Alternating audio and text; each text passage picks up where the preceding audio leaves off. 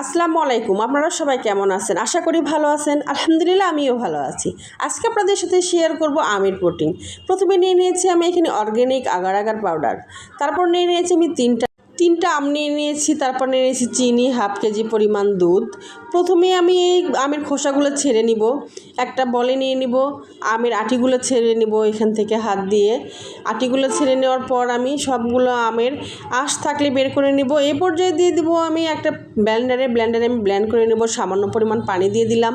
এই পর্যায়ে আমি একটা চুলায় প্যান বসিয়ে দিয়েছি, তার মধ্যে দিয়ে দিলাম আমি দুধগুলোকে আমি সুন্দর করে জাল করে নেব। তার জন্য দিয়ে দিলাম আমি চিনি, আগার আগার পাউডার 1 চা চামচ দিয়ে কিন্তু আমি 5 মিনিট ধরে জাল করে নিয়েছি। এই পর্যায়ে দিয়ে দিলাম আমি আম দেওয়ার পরে দিয়ে দিলাম আমি চিনি দেওয়ার পরে 1 চা চামচ আগার আগার পাউডার।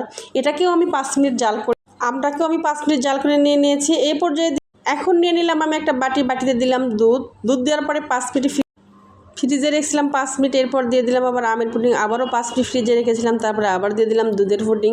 এই পর্যায়ে আমি ফ্রিজে রেখেছিলাম 25 মিনিট পর আমি দেখেন 20 মিনিট আমি ফ্রিজে রেখেছিলাম। এই পর্যায়ে আমি দেখেন একটা প্লেটে ঢেলে নিলাম। আমি আপনাদের এখন কেটে দেখাবো ভিতরের অংশটা কতটা সুন্দর হয়েছে।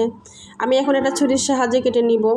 অবশ্যই আপনারা এইভাবে পুডিংটা বানিয়ে দেখবেন, খেতে কিন্তু অনেক ভালো হয়েছিল। দেখতেও যেরকম সুন্দর, খেতেও কিন্তু অনেকটাই সুন্দর। আসলে আপনারা একবার হলেও বাসায় ট্রাই করে দেখবেন। এখন আমের সিজন, অনেক আম পাওয়া যায় আসলে।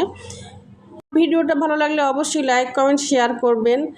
আজকে এই পর্যন্তই। আপনারা সুস্থ থাকেন, ভালো থাকেন। আল্লাহ হাফেজ।